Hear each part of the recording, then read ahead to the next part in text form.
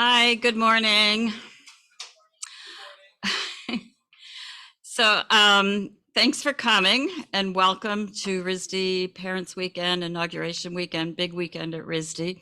I'm Joanne Stryker. I'm the Dean of Experimental and Foundation Studies. And most of what I do is the first year programs, the first year students, the foundation program. This is Spencer Evans, my colleague and the programs head of Experimental and Foundation Studies, which we call EFS. So EFS, Experimental and Foundation Studies. So in all honesty, we're hearing great things about the students this year.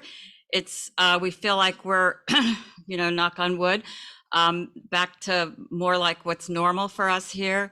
And we hope for everyone and that stays. And we're very excited about that. The faculty are excited about that. The students seem to be very excited to be, in the classroom without having to worry too much about getting too close to each other. There, still some concerns, of course. But I thought what I would do today, I'm going to talk for a bit and then Spencer's going to talk.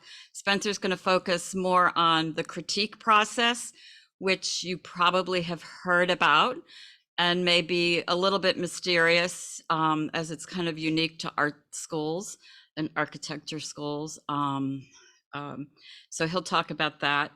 I thought I would start out just, and we only have, 45 minutes or so, so I'm going to talk kind of fast and show you a few slides.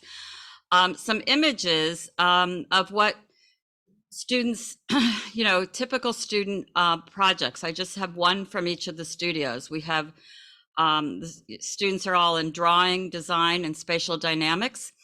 And I have one assignment and just one example from each of those. But what I thought I would focus on is how some of the ways, I'll say, that we approach research in an art and design curriculum. Research, there's scientific research, there's humanities research, and we also use that word in studio settings. Another word for that is just work, work and search. So let me start. These are assignments that it shows the depth of and the breadth of some of the work that the students do. In this assignment, students were asked, you see in the upper left-hand corner, a three-dimensional model. And so this is a drawing class where students were asked to build a three-dimensional model out of found materials. They're all very, very different. Some are more organic. This is more linear.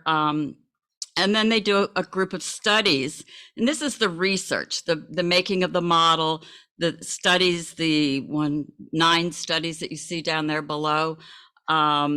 Just trying to find compositions within this three-dimensional object that they built, and finding different designs within that they wanted to blow up and create this large drawing that you see on the right, which is probably about 5 by 3 feet, 3 by 5, 4 by 5 feet. So very, it's not like you sit right down and you do this amazing big drawing. You've got to work up to it. These things take time. This happens over a period of probably 3 weeks in the classroom, working in class and outside of class. So the research here is the 3D model and the sketches that you see that lead up to this final piece. What's this piece about? I mean, it's about space, which is relevant to the theme of our inauguration. And there would have been a lot of study of different systems of space that the students would have done before they tackled this assignment.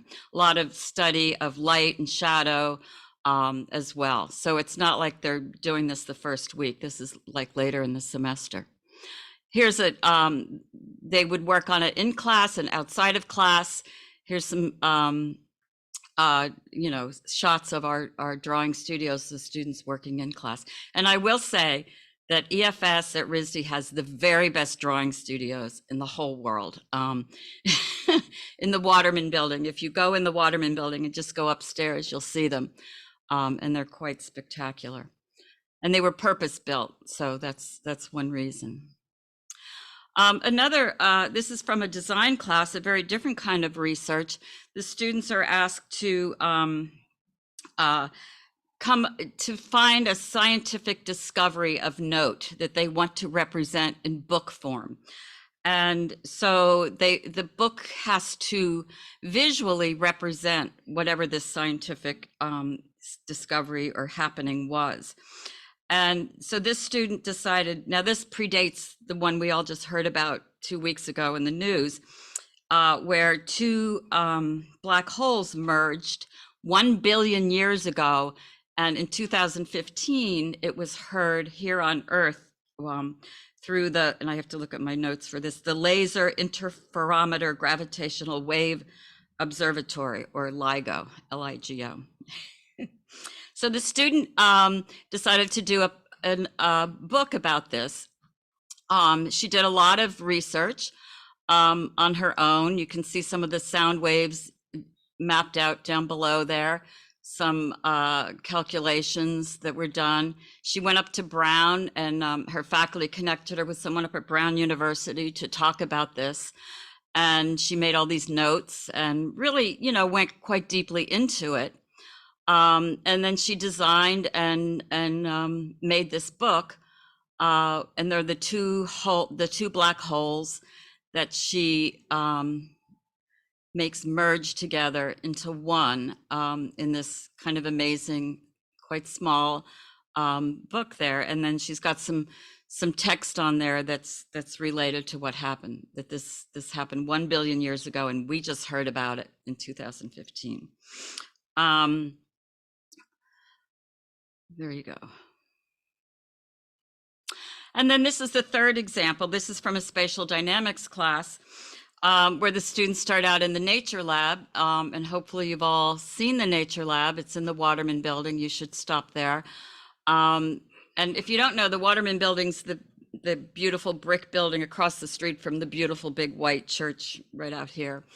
So she did the goal was they were going to create a chair that supported their weight out of cardboard, and the inspiration for the structure of the chair had to be from some natural form. So she's looking at cell structures of plants and wing structures of and feathers and different shells and different natural forms. She focused in the end on the pattern of mushroom gills, the underneath part of a mushroom. And then she created these different models. So, you don't just go and make this big, nice chair to scale. They need to do a lot of models, a lot of exploration, a lot of research to figure out what's going to work structurally. Can you scale up what that mushroom structure is, and will it work to hold a person's weight? So a lot of phases of this, starting with drawing and moving on. Then some more models, scaling up the models, and then eventually coming to the final process of, oh, no, I'm getting ahead. So there were more parts of this, the supports that she was trying out for these gills to sit within, and how that would be, would it be a square? Would it be more of a octagonal type of shape? And then there's the finished chair down below. So a lot of steps, a lot of research that go on before this. And there she is in her chair. And this is just an example. Different faculty do a lot of different things. Oops, sorry, Spencer. Oops, okay, all right. Can you? You want to go back to the? Well, just any old thing. Okay. I thought yours was connected there. No, it's fine. Yeah. So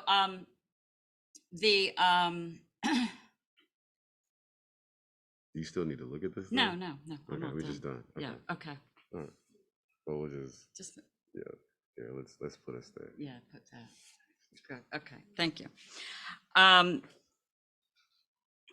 So that gives you some idea of some of the kinds of assignments that they'll be working on. We do, I think a lot of faculty find that students like to work in depth. They'll be doing a lot of quick stuff, a lot of, kind of, in drawing, a lot of 10-minute, 5-second drawings, a ton of those things, but they really like, those are kind of exercises that lead to this more involved kind of work.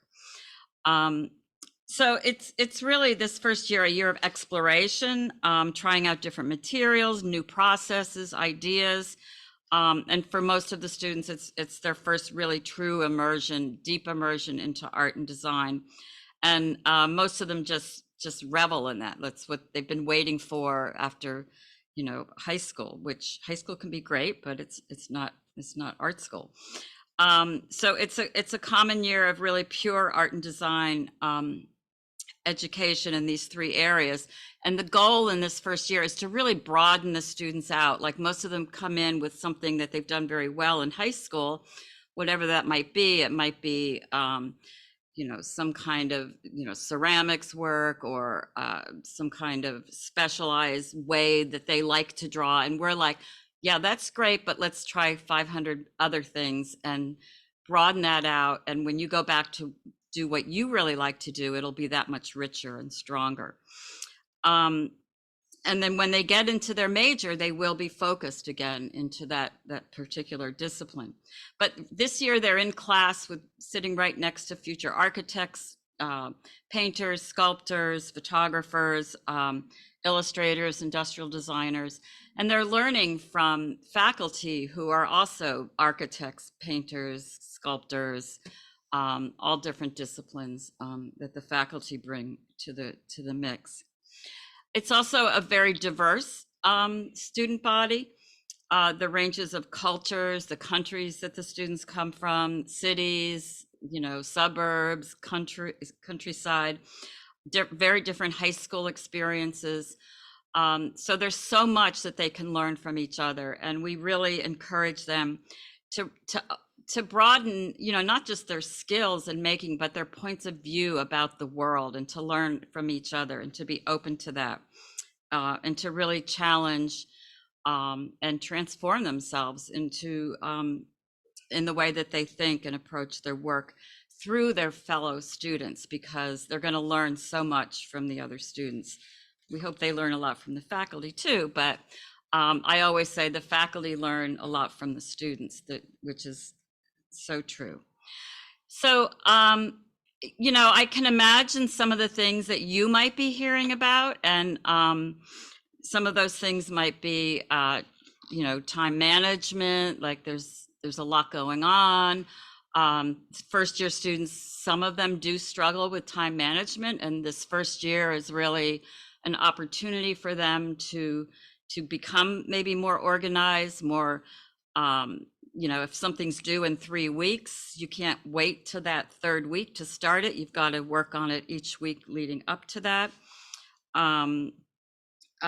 So just kind of managing what they're doing, understanding the time that they have, and not trying to do something that's going to take them 2 years and try to, get it down to 2 or 3 weeks. And so sometimes that's something that students need to learn, and that will carry forward when they get to their majors. Also, many of our students were like the art star in their high school, and then they come to RISD, and the person to the right, to the left, in front of them and back of them were also the art stars, so they may not stand out as much, and that can be difficult for some students.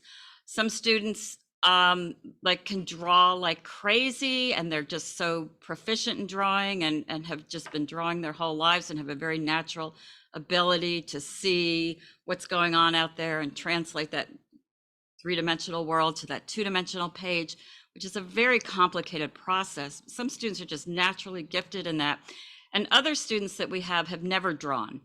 Maybe they're going into photography, or they want to be an architect, and they haven't drawn as much. But then maybe they're more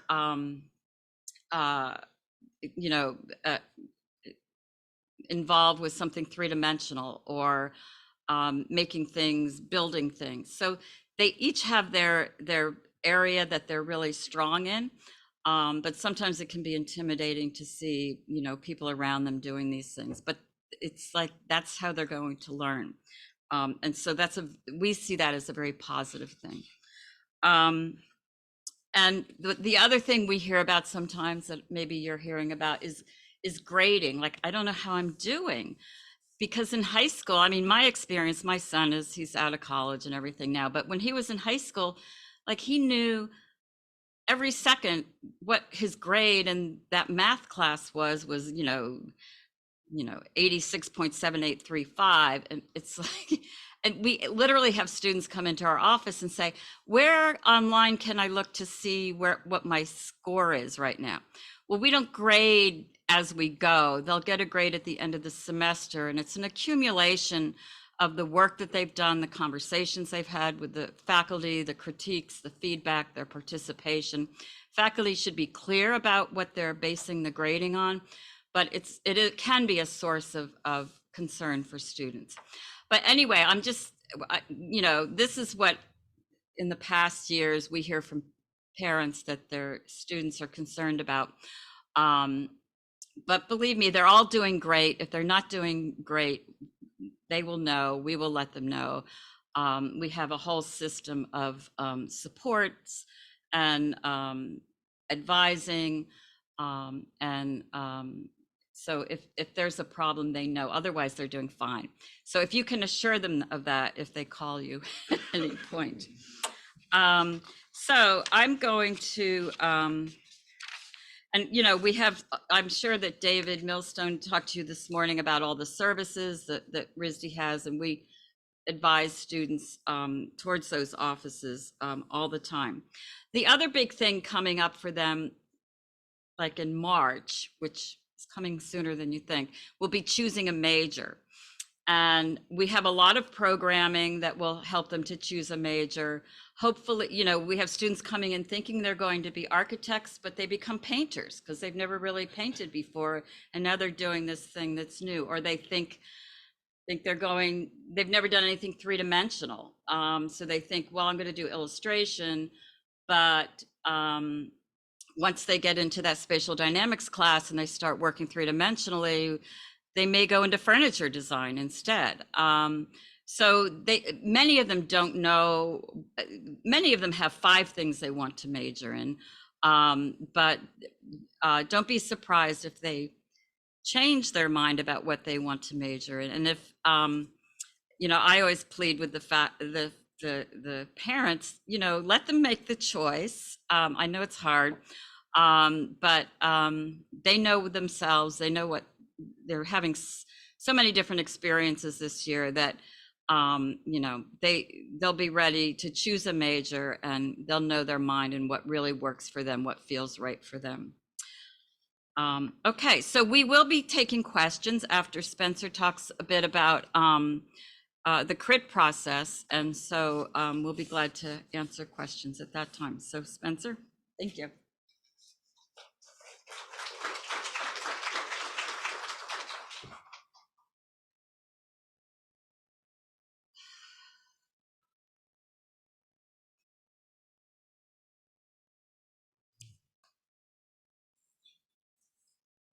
Okay.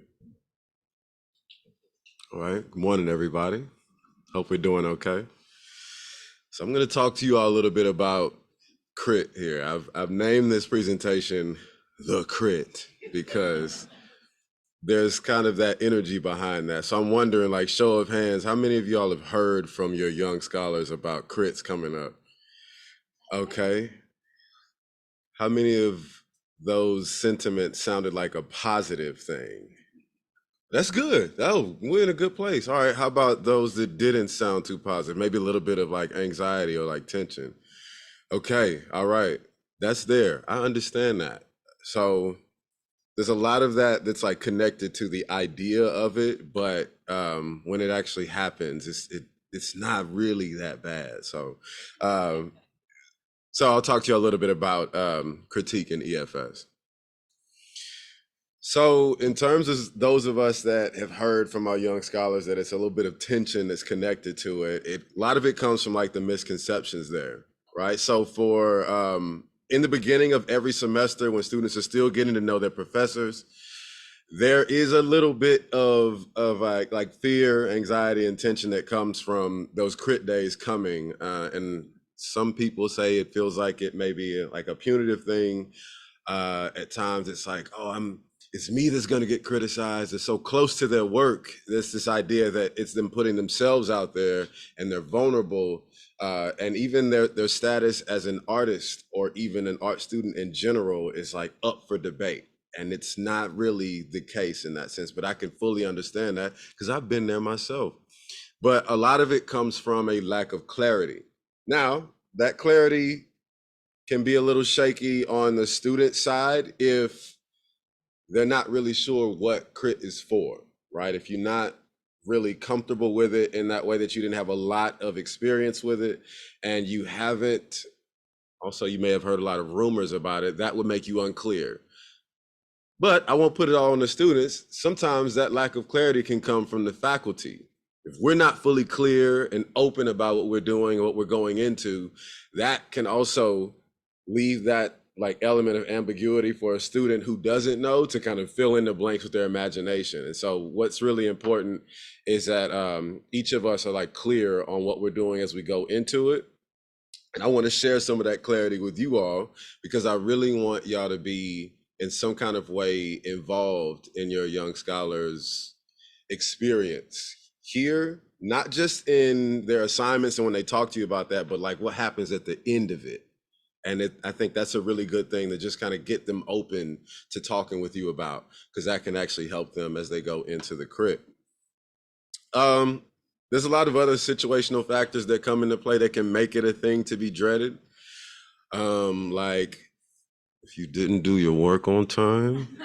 So that can be a thing. That's a really good reason to be like, I'm scared about what's coming. Joanne was just talking about time management. That's a thing that plays a huge role in that. And nothing makes you understand and appreciate time management if you have a crit that's tomorrow. Then it's like, oh, I really wish I did what I needed to do. But the other thing has to do with there may be a classroom dynamic as well that can make crit an upcoming crit seem like a thing that's tough to deal with if you're not very close to your peers, or if you all haven't established that rapport amongst each other to be honest and kind of open. But those are also things that can be facilitated within the classroom. But it tends to happen once that crit actually goes on, and then those tensions are alleviated. But let's talk about the purpose a little bit. So in EFS, critiques are meant to give students the opportunity to hear a meta-analysis from their peers about how well they responded to each given prompt, right? And when I say how well they responded, that's very much a perspectival thing, right? From one student to the next, they will share, this is what I see. When it came to the prompt, when I thought about what I should be doing, I feel like you did this well. And there may be another student that is like, okay, that's interesting. I felt like this was done well. So one thing that's really important in terms of how a crit happens and what happens within that crit is hearing from other people about something that was so close to you that you may have missed when you made it. It's an opportunity. You all are going to hear me say the word opportunity a few times this morning. All right. So I want that to be in your minds, because this is also something that can be good when you do get that anxious call about the crit coming. Remind them this is an opportunity. This is their first year, right? There's going to be so much that they're going to do between now and the next 4 years. They're probably going to forget a lot of the things they even made this year. However, each thing that they do and each time that they hear from somebody else, it's an opportunity to learn. What can I do better? Do I actually like what I did? Do I even care about the things that I was normally pat on the back for my whole life? And there's this new thing that's a new struggle, but I think I like that struggle. All of this happens in that crit situation. And so it's good to be open to that opportunity because it's very unique in that way from other things that happen in the classroom. Okay. Critiques also give students the opportunity to question and discuss different value systems as a response to the types of feedback they hear or receive about theirs or their classmates' work. We talk about, I just talked about how well somebody responded to a prompt, right? Another part of being in a crit situation is not just hearing from people, you can also respond.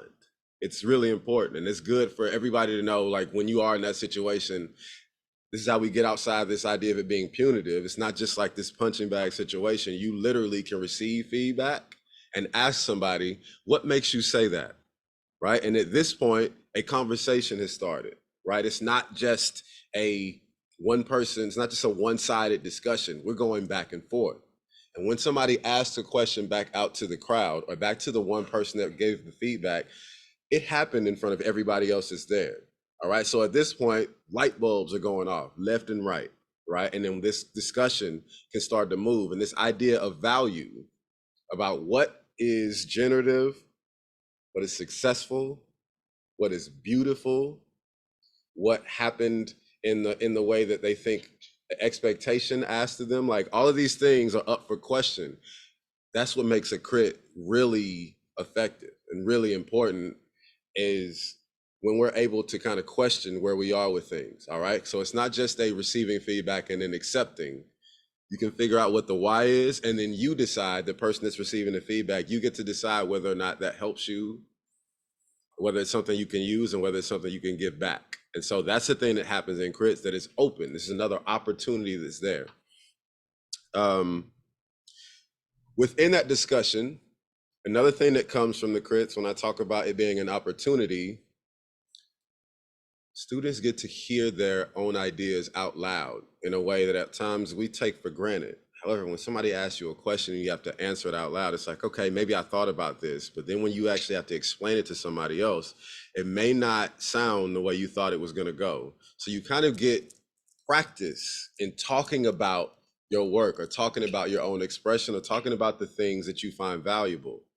A friend and colleague and also a drawing professor in EFS, Jonathan Sylvia, spoke about how crit situations can kind of be practice for interviews in certain ways. The way you express yourself and the way you talk about like what you do and what you find valuable, these are ways that you can practice that. And it's, students talk about it, like talk a lot about internships and I guess interview practice. Literally can get that practice in every class period. All right. When it comes to public speaking, speaking your mind about a particular thing, it happens in crits. Students share technical and or conceptual suggestions that may help each other achieve the success of their peers' work based on the communicated intention, which I said is also open for debate. Now, I'll get into some of the different factors, but when it comes to sharing technical suggestions as well as conceptual suggestions, some of those come from the faculty. Most of them come from the faculty, whether it's direct or indirect. However, it's such an amazing experience to get feedback or even suggestions from a classmate, a peer that you respect in this way, that is like, oh, okay, so I see what you were trying to do. I actually do that same thing. Here's a technique that I use if you would like that, right? There's something about when you hear it from somebody that's in the class with you that feels a little bit different from a all-knowing faculty, right? The professor tells you something, it's like, oh, you make magic. I don't even know what you're doing. But it's somebody that works next to you in class every day. It's like, oh, I actually can do this. Something about seeing it done and realizing that it's possible for you too, that kind of moves it in a different direction. So that's another opportunity that comes from receiving this feedback in your crit situations.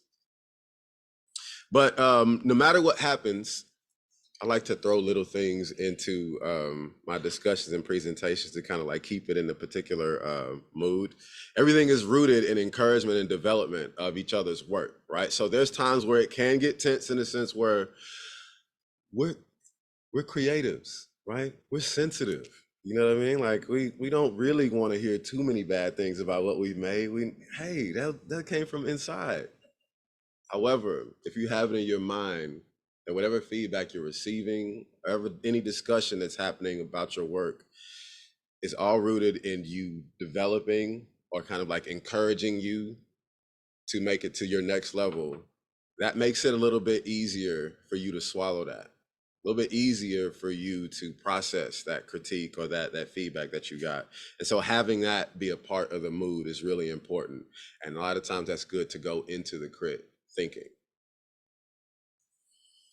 All right, so structures vary, right? We have so many different faculty. One of the beautiful things about EFS is that you can get you get people who work on totally different sides of the creative spectrum. You never take the same course twice. And it really kind of builds your range as a student.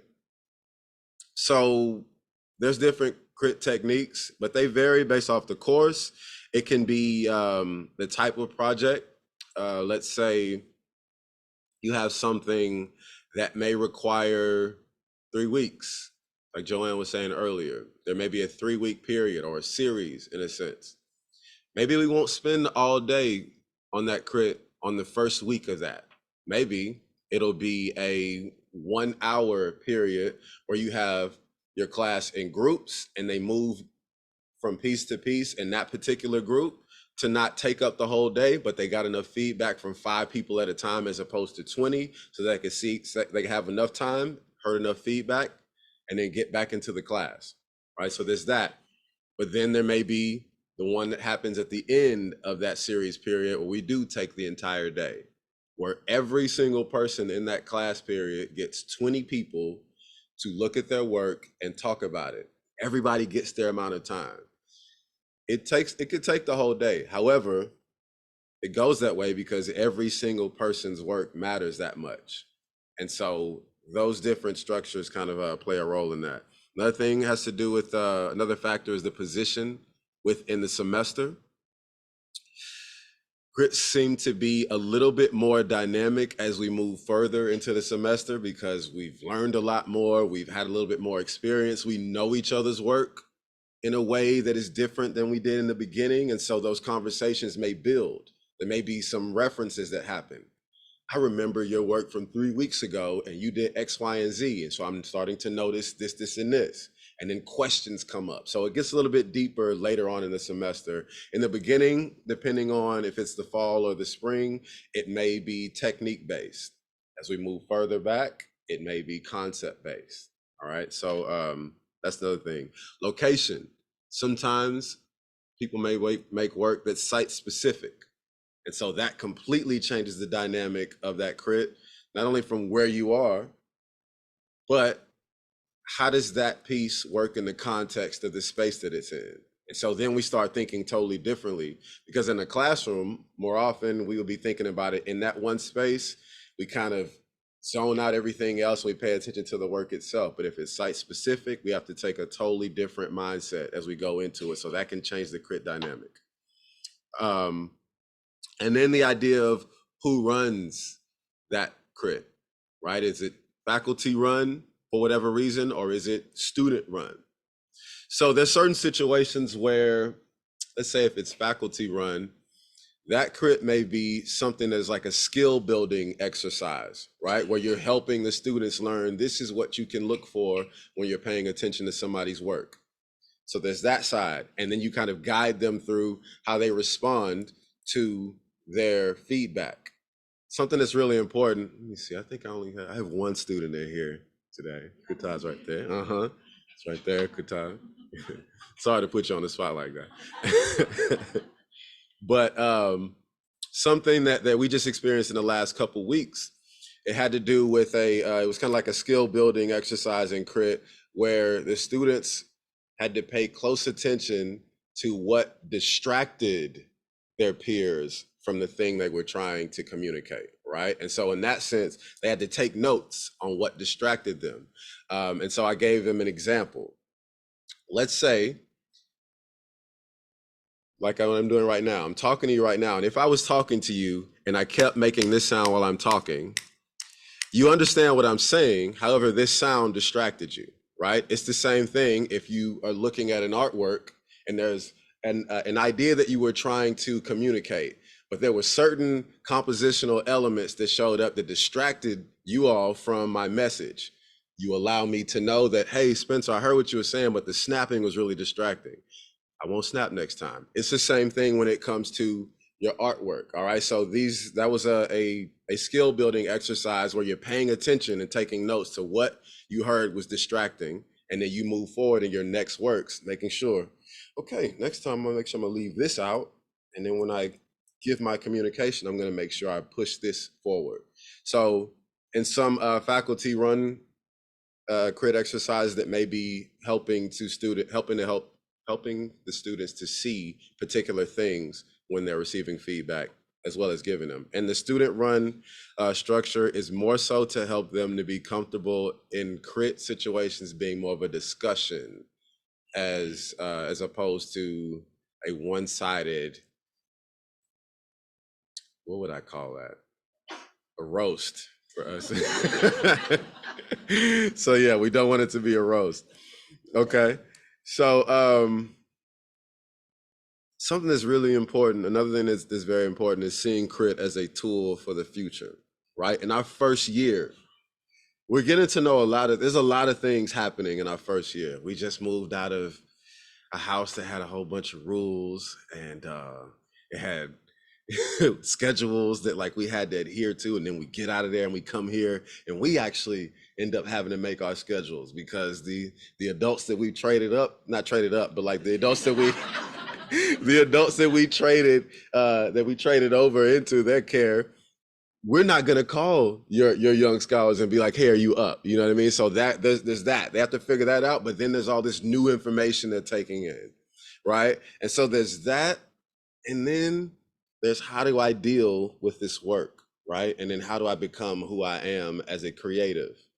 How do I get there, right? And so what we really want to do in EFS is try to help them to become their next version of their creative selves as they leave us, right? So I think we think of crit as a tool for the future, and that's also part of that opportunity as you all go into it. Is like, I can use this, and it happens on a small level from week to week, which is why I was talking about the idea of having a skill building process where you're figuring out what did I do that I could change for next week, but it's also things that you can take into the following year, because it's intended to improve the student's understanding of the prompted expectations.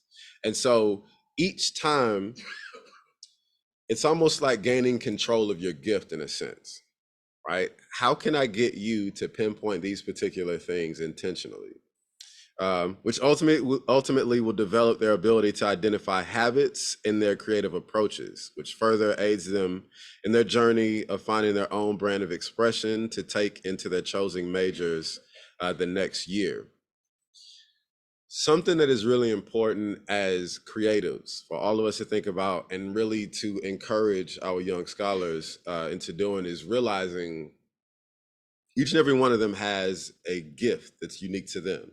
It's as unique to them as the sound of their own voice, right? But they have different interests that they're going into. We want to be careful that we don't choke out their own individual creativity while they're going into a particular lane or brand. And so it's really important that we're able to separate those two. One of these things will be technical things that you have to learn to do whatever job that is in whichever field you choose. However, their particular brand of creativity needs to stay strong and they need to be close to that. This is how new things continue to happen. All right. So one of the things that happens in crits is if they're paying close enough attention, they will be able to see their own particular brand of creativity that they can hold on to as they learn new skills. This is something that we want to try to guide them into when it comes to the crit process. So it's a thing that's very complex. In a lot of ways, it can be simple, but And you can ask any of your young scholars how they feel after a crit day. There's a lot of mental energy that is used in there, and it's all because of that. It's all for this new thing. It's like, how do I continue to be who I am while adding a new skill on top of that? So like I said, I'm gonna use the word opportunity a lot. So crit in EFS is an opportunity, right? Not just in hearing feedback from people about something you may not have seen, um, but it's also in, like I said, discussion.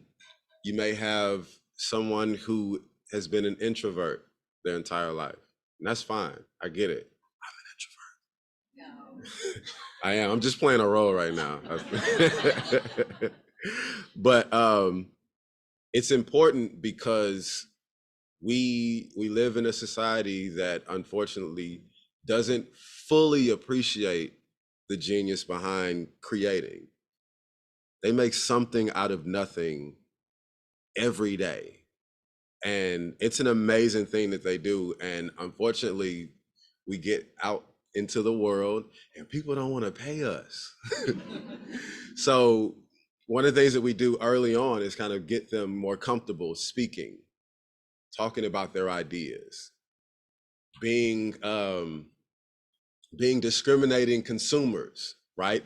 Looking at what's there and having an opinion about it, and knowing that it's fine to voice that opinion, right? And the idea of community shows up as well when it comes to that opportunity in crits.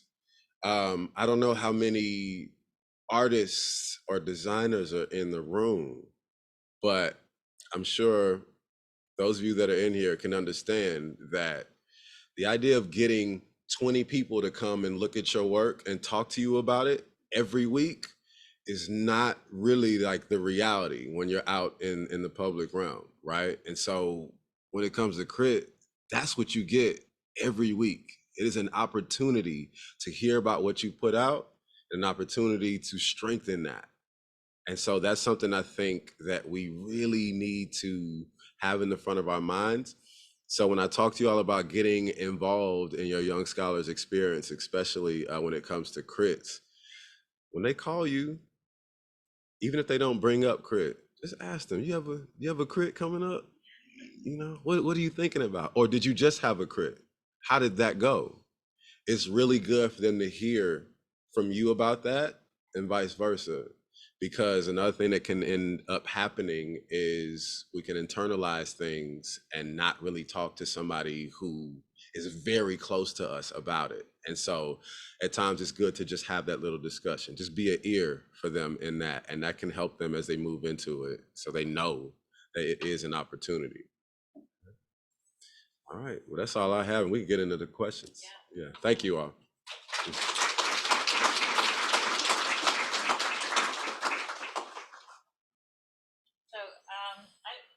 where are we with time, Chris? Okay, so we can take some questions about anything we said or anything we didn't say. If you raise your hand, we'll bring a mic to you. There's one way in the back there.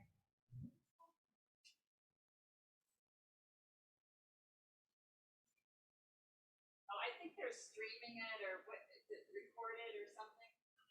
Yeah, so I don't know where it'll be, but it'll be out there somewhere, but, yeah.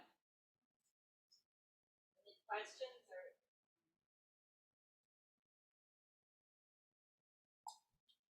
New to the art world, forgive my basic question, but does a crit involve only peer feedback, or is it also professor feedback? It's definitely also professor feedback, and it's so the structure changes. If there's a particular, I'll talk about my class. I can't talk about everybody else's. There are some times when it will be mainly myself, kind of like helping them through a thing, but I like for them to run the crit. I guide it, and at the end of every person's a time, everybody's like period.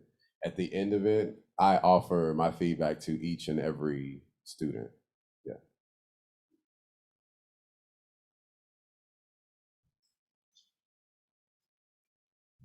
I wonder, how do you teach students to critique? Okay.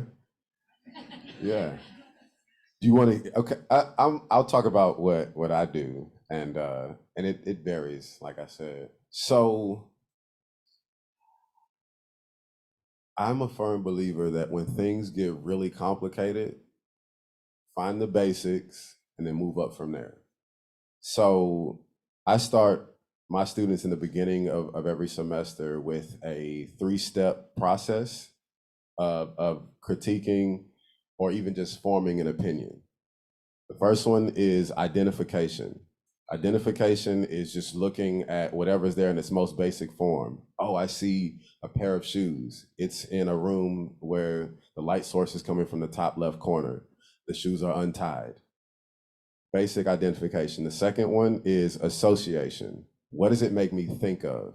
All right. Oh, it makes me think of the summer that I was at my grandmother's house and I had been running around all day and I came inside.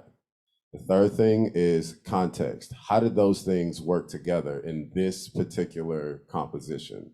And so at that point, when I place those 3 things together, no matter who I am or what I'm looking at, whether it is representational or abstract, I can form an opinion and at least just say what's there, right? You can use this on something that is super complex artwork. Like I said, if it's abstract, you're looking at shapes, you're looking at the color of those shapes, you're looking at what they look like. It makes you think of this. Or it can be something that is straightforward, right? So that 3-step process kind of like allows you to start the conversation. I have an opinion about this is what I see. And then at that point, you can decide whether there's something you feel needs to change, but then that thing goes back and forth, right? But if you can do those 3 things and identify, associate, and find the context between each other, you can look at a big, beautiful, complex piece of art, or you can form an opinion about a McDonald's commercial. You know, either way, that's how I teach them to start thinking about crit. And I don't try to control what type of language students use either. I'm a big fan of communication in terms of what am I trying to say. So I don't really need art jargon in the beginning. It's like, tell me what you're thinking, because a lot of times that's the thing that stops students from speaking up because they feel as if they have to use a particular type of vocabulary. The first year, just tell me what you see. Yeah, I think it's important to understand that all of our faculty are different and they approach it in many different ways. So you may have a faculty who will say, okay, here was the assignment and I wanted you to do these 3 things, and, you know, kind of map it back to that. There are also faculty who will say, okay, I wanted you to do these 3 things, but if you did something else and it's amazing, like, go for it. And you can ignore this. So it can be very, very different. And I think students, one thing they need to, so they're going to have 6 different studio faculty this year. And my hope is that they have 6 very different experiences. They'll have different crit experiences, different types of assignments. Some faculty, I mean, I say this all the time, some faculty are more instructional. I want you to do this, this, and this. And others are like, I'm throwing you in that ocean. I'm going to see if you can swim. So they want them to be more intuitive and feel their way through things. So, and hopefully in one semester, you know, I say this all the time, the person they have on Monday is going to contradict the person they have on Wednesday, because there really is not one right way to do anything in art and design. There are many, many ways. And the students need to find their way. And I hope all the faculty are helping them to find their thing, but it's going to happen in very different ways. Yeah.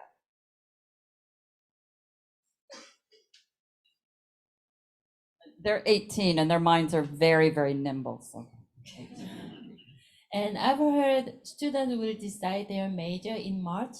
And is there any chance to experience, the students experience each major before they decide? So there's a lot of programming and opportunities to talk with students in the majors, talk with department heads that will begin soon. And then winter session, the students can choose any course anywhere in the college, and they can, if they're like, oh, I think I want, graphic design, but I'm not sure, they can try a course in graphic design, or, industrial design or painting or whatever. So that's where they'll get it. What we do a survey at the end of, after they choose a major, and they say the thing that helped them the most in choosing a major was talking to the students in that major.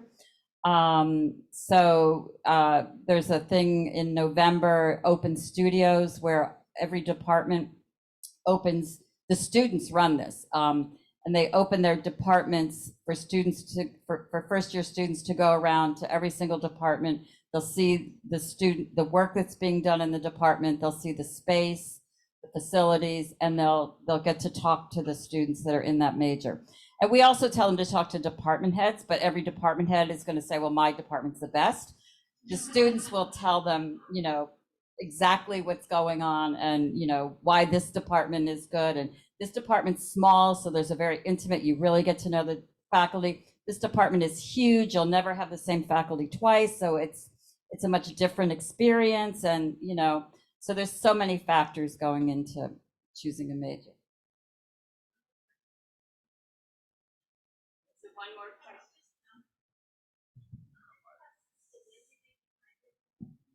What? When do they decide?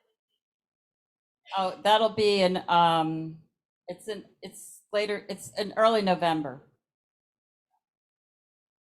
And they'll be, we'll prep them for that. Excuse me, I'm sorry, we do have one online question that if it's okay, if we could just share that one before we conclude. Do each student have an academic counselor to help with choosing courses from next year onwards?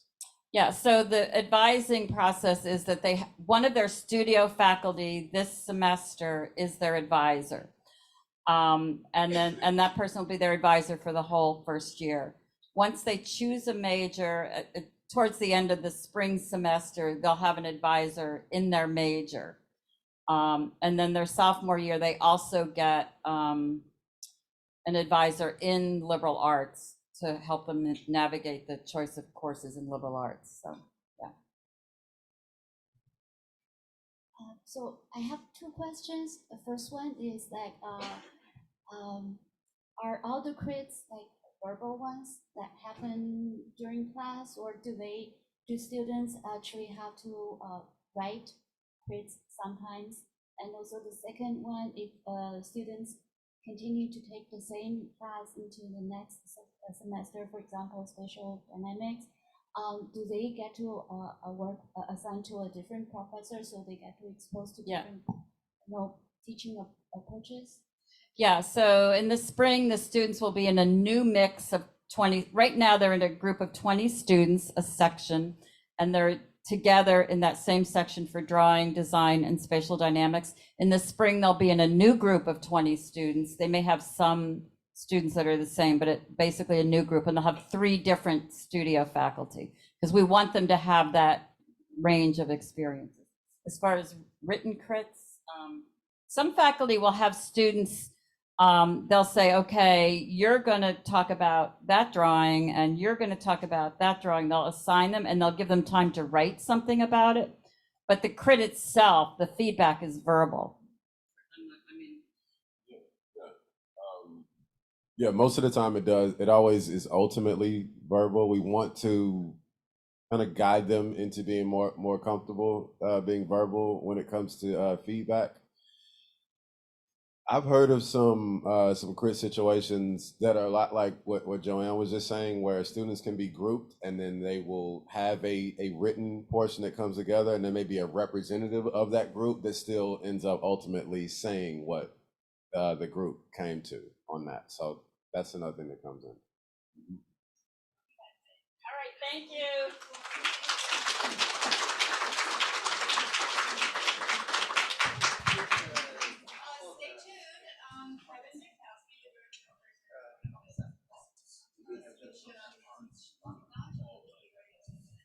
Like a department for world concept.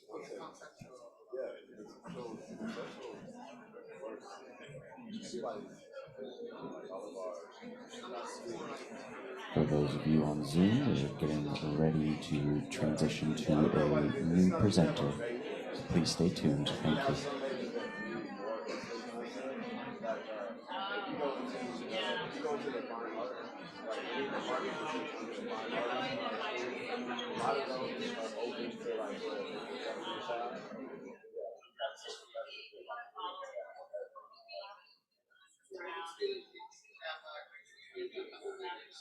Students and double majors. It's a really tough thing to do. I think it'll move, but students do double majors.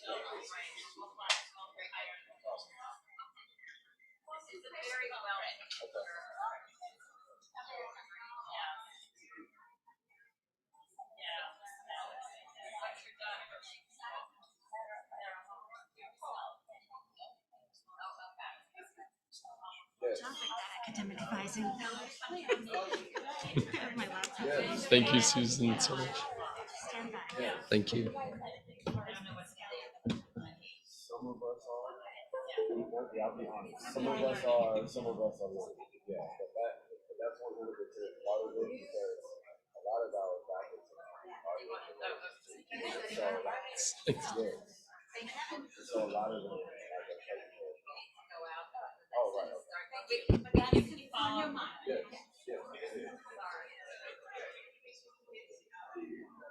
Testing, testing.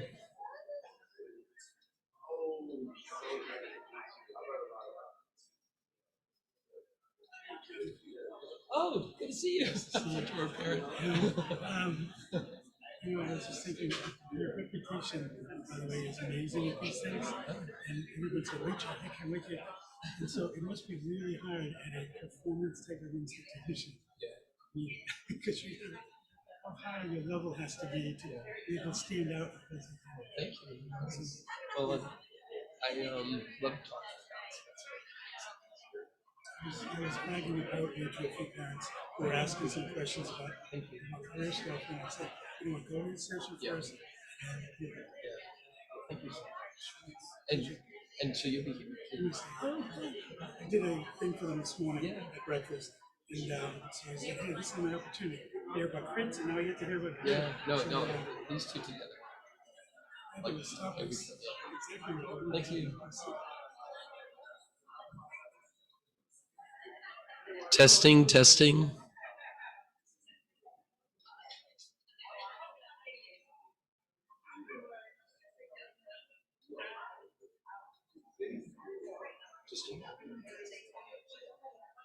Testing, testing. 1, 2, 3, testing.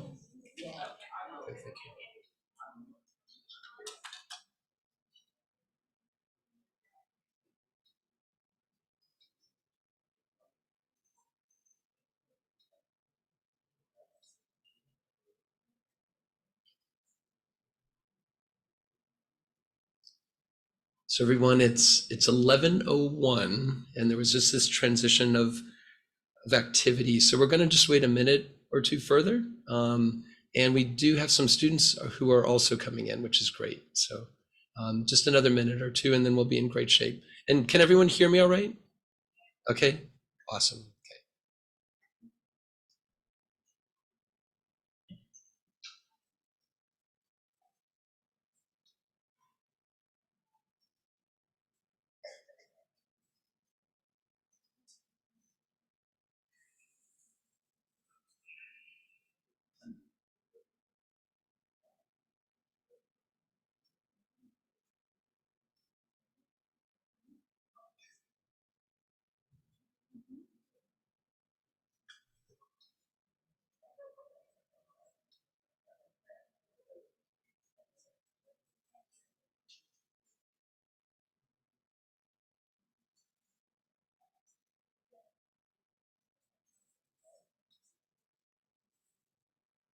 Okay, great. I think we're going to get started. And this is just so great to be back in an environment where we're on campus. You're here. I know that you're experiencing a ton today. So thank you for being here to take in this information. My name is Kevin Jankowski. I'm the director of the RISD Career Center.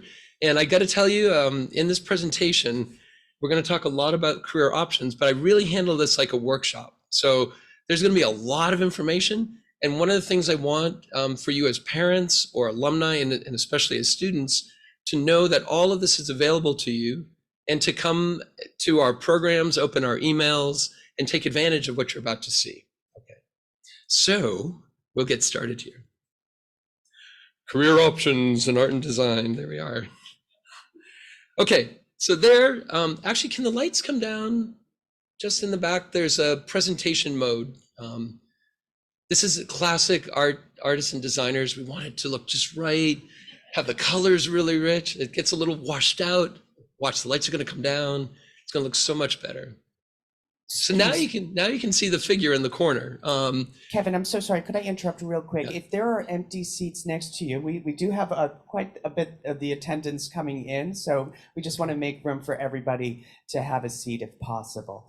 My apologies for the interruption, Kevin. Yeah, and also, Justin, there's quite a few seats in this front area here too, so you can direct people here. Thank you. Thank you, Justin.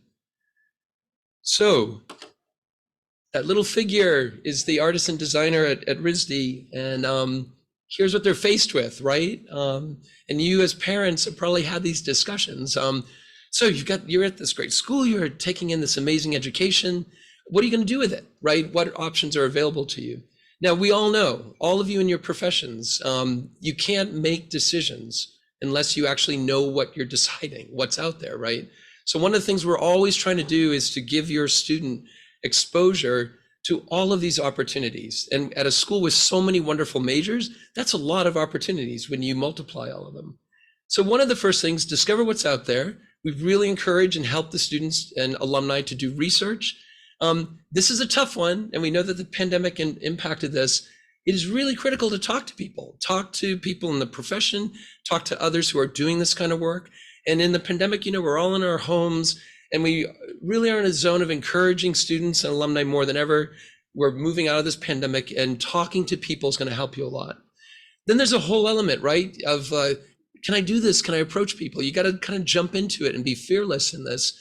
And then, of course, you can't approach any of this unless you're prepared, right? And you actually have your portfolio together, you have your resume together, and you're ready for that. Networking and ramping up those connections. And then finally, you just got to make it happen and sometimes jump into it. Some of you probably know with your student, creative people sometimes like, it's not quite ready yet. I need to make it, it's not there yet. I need a little bit more time. That's classic because we want things to be really great, right? But we also tell them sometimes you just have to jump and make the leap and do it. And we're there for them in that process. So where do you start? And I really mean this, there's two elements here. One, our career site is absolutely amazing. It's loaded with fantastic information, 24/7 students can access it. You can all access it and see a lot of these great resources. On top of that, I want to really encourage your student, or if you're an alum out there, to schedule a career advising appointment with us. I am so fortunate. This is an incredible staff of amazing and caring people. Our associate director, incredible associate director, Susan Anderson, is right in the back there, joining us today. And with the staff, and I always show this image, this to me typifies our energy. We love our work. We love working with your student. We love working with alumni. And I don't know, I just love showing that image for that reason. And, we do a lot of work, and we really encourage career advising appointments. So we schedule over 2,000 of them a year, but we also have student peer advising, so that's available. And we do drop-ins all during the weekdays. So a student who's like, oh, I just got this great opportunity, I need to talk to someone, they can come in without an appointment at specific time frame and just come and see us. So I want you to know, because our schedules can get really busy, that we're always available again for your student. And you are seeing, and it's so great, we've got these incredible spaces. We do lots of workshops out in the lobby. There's Adidas visiting just before the pandemic. We had about 110 students at that. Here's this space right here. And I'm always blown away by this. That's a resume workshop. A lot of schools, the resume workshop, you get 5 students, you help them out. We have 130 students at this event in the space, all helping them out with their resumes that night. Okay, You already heard it from me, but connections are really critical, and we want to assist your student and assist alumni with that. So that also leads to that word that some people cringe at, networking. It's like, oh, you had to say that. Then I'll say the next one that people cringe at, LinkedIn. Oh no, not LinkedIn. But I want to demonstrate to you that LinkedIn and networking for our students and alumni is really important. RISD, this school of 2,500 students, has over 30 LinkedIn groups. It's really amazing. But there's a big mega group called the Rhode Island School of Design Alumni Group. That group has over 10,000 members. Now, you've probably heard already through the weekend, RISD has 31,000 alumni. 1/3 of them are in one group. That's pretty phenomenal. So that gives you a lot of networking power. So let me show you some of that networking power. So really good example, I'm majoring in illustration. What's out there for me after I go through illustration? So I did a search for New York City, illustration, and RISD students and alumni. That produced over 1,800 profiles with illustration in the title. And you can see that there are people working as fashion illustrators at Paperless Post, textile print professional, a matte painter and concept artist, and another working at Scholastic. And that's just a quick fix off a couple pages. Now here's an example. There's Melinda right on that search page. And Melinda's a very successful graduate from the illustration department, but also what Linda's doing is typifying what's going on in the world right now. She is doing illustration, she's doing animation, she's doing graphic design. And there's so much fluidity between these different areas now. It used to be, you go into a major, you're kind of locked into that area. Now there's so much overlap, and that's great. That's really good. Now, Melinda's work is absolutely outstanding. And you can see editorial illustration and other projects she's done. But this one is really cool. She worked with the Philadelphia Mural Arts Program, and that is one of her illustrations stretched between this housing complex. And it goes to show that illustration can appear anywhere. And what a great project. And again, by doing this and doing these kind of searches, and we again can work with students, alumni, you start to see these role models, right? What does someone do if they're a storyboard artist or a character designer? What about comic arts and graphic novels? What are students doing who want to do children's book illustration? And all of these people they're going to find. And then of course, the next step is we also encourage them to reach out to these people and to have conversations with these alumni about what is the field like? How do you prepare for it? Who do you talk to, right? Editorial illustration like Marley Gallardo and her incredible work. So now let's take that principle and apply to other areas. We're going to flip it from illustration to healthcare. And you can see here that when I did a search the other day, there's over 1,000 RISD alumni involved in healthcare. That's in their profile or title. And then you can see someone like Samantha Dempsey, who ironically came out of illustration, but has worked for the Mayo Clinic. She's working for Foundation Medicine. This is someone who graduated with a BFA, doesn't have an MFA, and has been working in the medical field since she graduated. Part of why is because the medical field desperately needs people who are great communicators, who can tell stories about these experiences. And this is what illustrators are really good at as well. We've had a number of illustrators work in the healthcare profession. This is actually one of my classmates, Randy. Randy's not here right now, is he? Because I know he's a parent. So as a classmate, he was in architecture, but you can see at one of the top firms in the world that Randy is working at Gensler, but he actually heads the health practice area of Gensler. So you have to have a really understanding on what's going on in hospital design, cancer centers, all of these places that Gensler is working through. Now, here's another example. Let's look at community engagement. In this case, you get someone like Allison Wong, and Allison has been very active in social justice, voting rights, community engagement. And you can see she's currently working at designing justice and designing spaces. And sometimes, when you find these things, it's like, who knew that that kind of organization existed? This is one of those revelations where, when you're a student and when we see them, they're like, what I really want to do is be involved in social justice, voting, but I don't want to lose the design factor. And there are organizations like that out there. Or in this case, Jordan Seabury graduated from painting, and he's currently the co-director at the US Department of Arts and Culture. But prior to that, he was a leader of the Nonviolence Institute in Providence. And this is someone who graduated from painting. So another factor I hope you're getting here is that this education is taking these students, taking these alumni into all of these areas. So here's sustainability and looking at those profiles. Someone like Gavin, who is actually heading Senior Sustainability Innovator at Converse and Nike. Or Heidi, who is actually the Vice President of Sustainability at Skanska, a major global contractor. So even where these areas go, involving climate change and sustainability, is sometimes right in the design field itself. And then, of course, a lot of students, when we talk to them, they're like, oh, but I'm in painting, and LinkedIn's all about business and design. What should I be doing? So I did a search for painting, and look at that. 6,300 RISD alumni have painting in their title or profile. So you get to find fine artists on LinkedIn, someone like Saul, who's from the printmaking department and has had a very successful fine art career and now is working sculpturally. So that's another whole thing. You know, you might graduate from printmaking, but you might be doing sculpture. Or Natalia Nakazawa, who not only has been an art administrator and a leader in the past at the Elizabeth Foundation, but who has a thriving studio practice as well, because many fine artists will blend those kind of opportunities, and there are role models for that. And then this one, whenever I get a student who's not convinced, I always say, RISD has 10 MacArthur Genius Award winners, and one of them is Anna Shulit Haber, and Anna Shulit Haber's on LinkedIn. So, you know, that's pretty impressive. And she graduated from painting and had incredible projects like this Bloom project right here.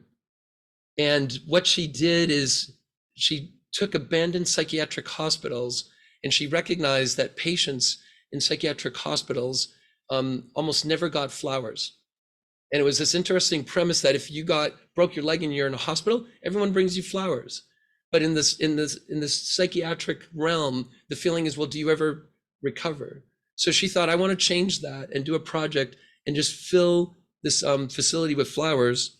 It was amazing, and it got her the $500,000 MacArthur Genius Award. So it goes to show that thinking again and looking at the world in new ways can lead also to great success. Now, in addition to LinkedIn, which we talked about a lot, RISD has a terrific network called the RISD Network. And you can see that we have over 2,000 alumni there, nearly 1,000 students. This is a mentorship platform. So we really want to encourage your student, and they'll get information from institutional advancement, alumni relations, to join this network and take part in this mentorship.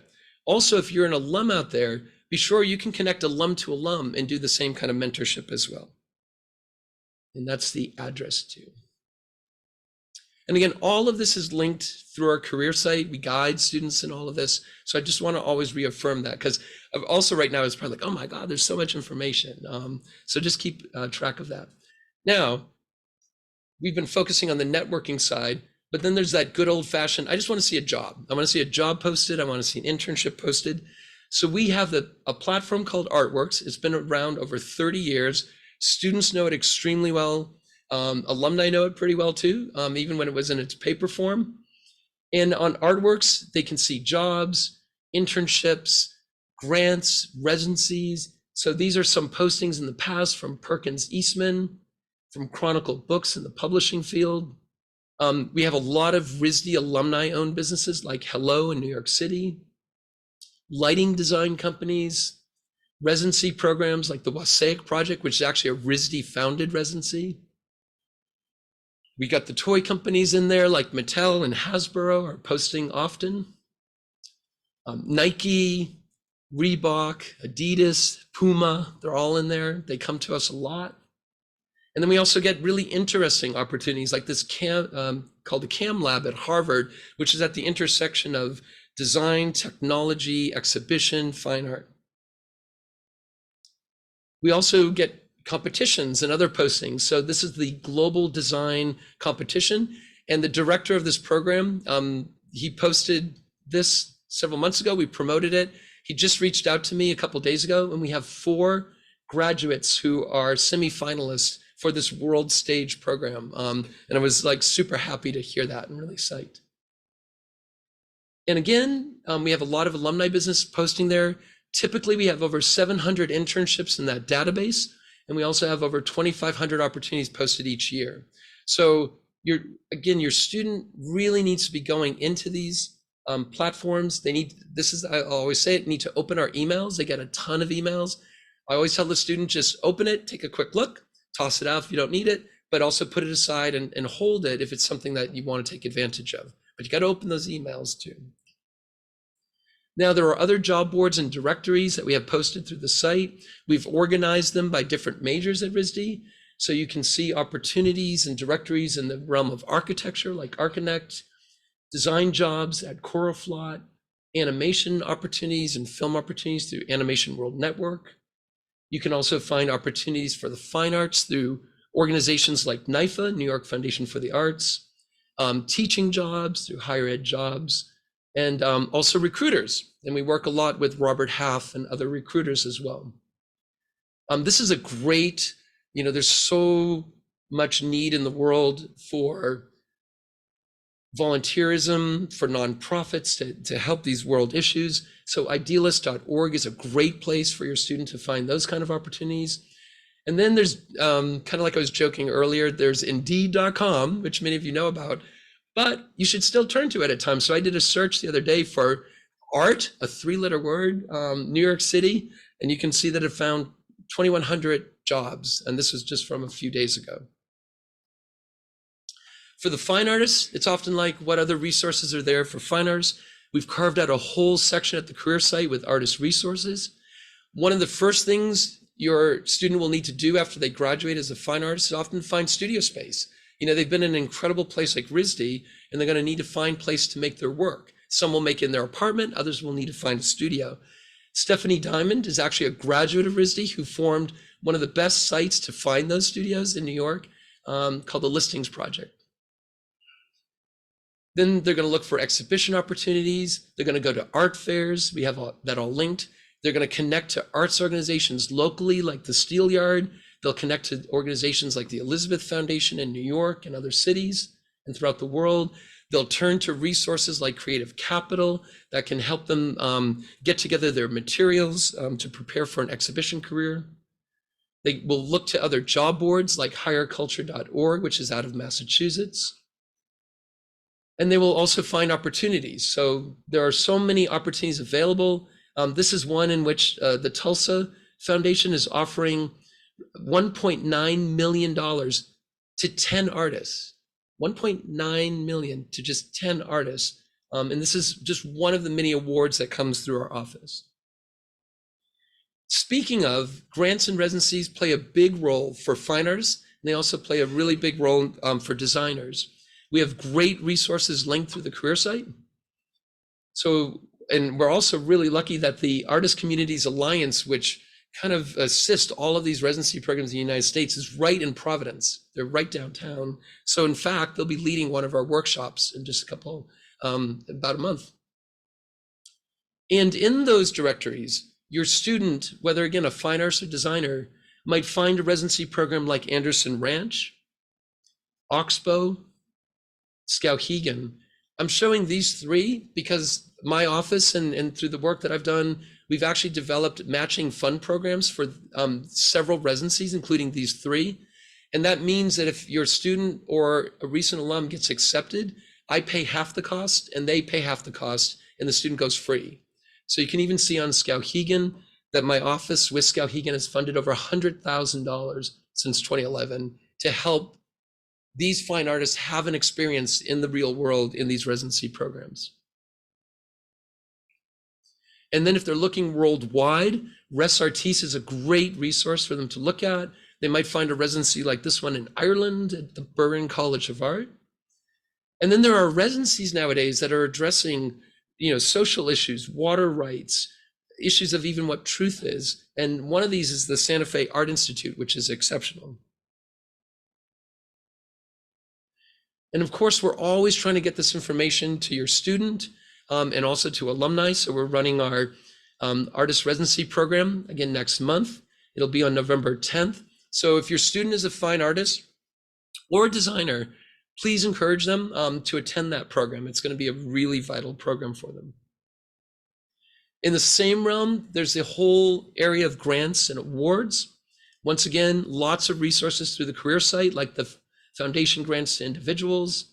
We also have our own database where we have been bookmarking grants for over 15 years. I got to tell you, in my opinion, we're up, you can see here, to about 763. If you go online and search for grants for artists and designers, this database is probably one of the best you'll find anywhere on the internet now. A lot of them have a lot of other stuff in them, and you go, that doesn't apply to me. And we're really proud of this database that your student can access and alumni can access. They might find an opportunity like this one with the Bennett Prize that awards $50,000 to a woman artist for her exhibition opportunity. We also, again, our whole goal is to get this information to your student and get it to alumni. So every other week we produce a newsletter called Grants and Residency News, and we try to highlight some key opportunities there. And then this is something some of you have heard about. The Meharem Fellowship is just this gem at RISD that encourages students to go out and create their own proposal that impacts community, social justice, climate change, and sustainability. This has now been going on for 11 years. We have given out over $500,000 to students, and the session for the Meharem Fellowship is coming up next month on November 15th. You can do this even as a first-year student. You can do it as a graduating student. So this is a really important fellowship for anyone at RISD as a student to consider. And the topics that they're covering, this was actually a fellow this summer who was in Ethiopia and focused on green architecture. And their work was to be in a country where green architecture has not been part of the building system. And they were really involved in, they put on a conference as a fellow and brought in professionals at the conference as part of their fellowship. And then another of our fellows this year was in Ecuador and working with bamboo and also in the Amazon on structures for emergency shelters during floods and during hurricanes and other world crises. And then, and this is just so much good stuff, my office manages the Fulbright, and many of you know and probably know it from your own education. Fulbright is one of the most prestigious awards you can get academically. And I'm really proud to say that the RISD Fulbright, we are one of the top producing Fulbright institutions in the United States among all of the specialty schools. Also, for those of you that just came in, if you'd like to come up front, there's seats right in this area. So we welcome that. If you want to trek up front right now.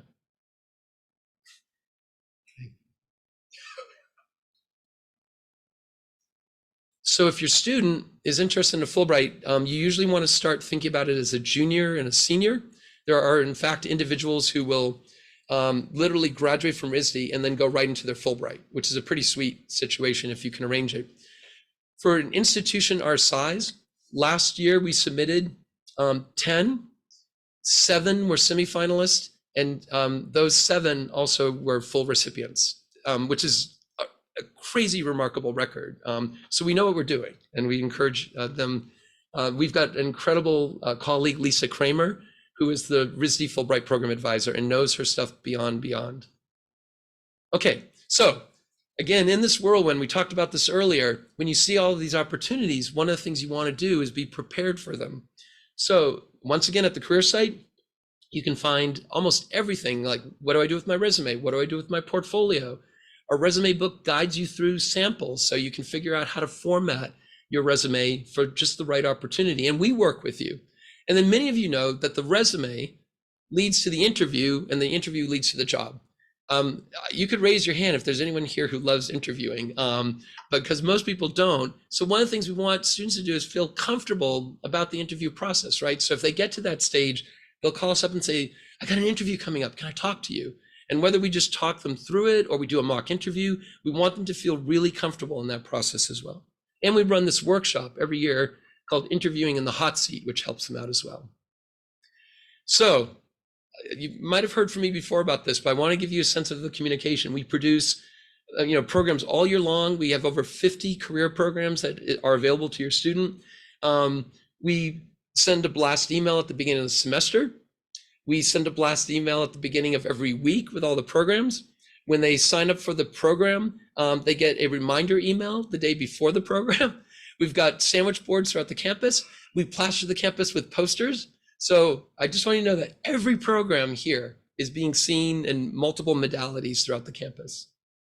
And in fact, one of those that's coming up is Internship Connect. We are really excited to present this program, which we do each year.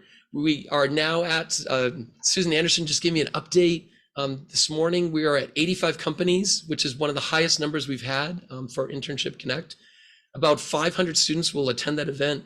And one of the last companies to register was Tesla. So we've got Tesla coming to Internship Connect as well. So again, we put on a lot of programming. We also get into classrooms. So between the classroom presentations and our programs, over 50 programs a year.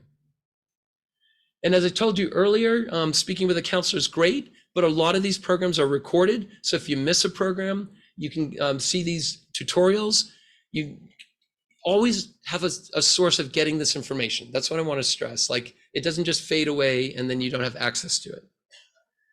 And then social media. You can kind of pick your poison here. Or of course on Facebook, where we post internships, jobs, career programs, career advice.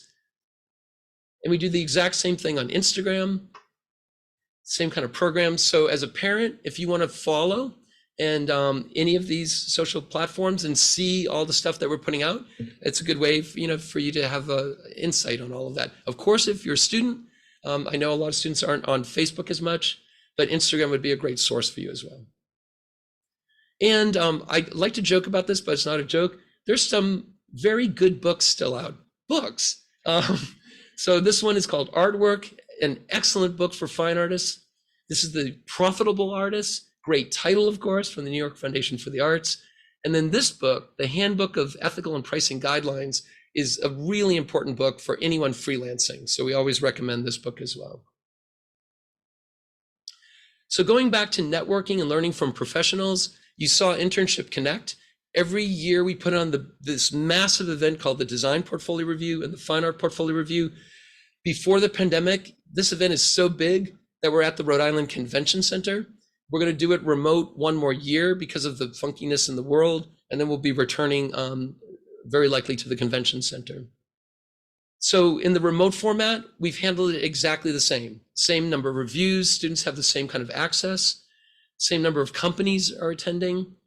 And again, we guide the student through all of this, including all of these different companies that are there.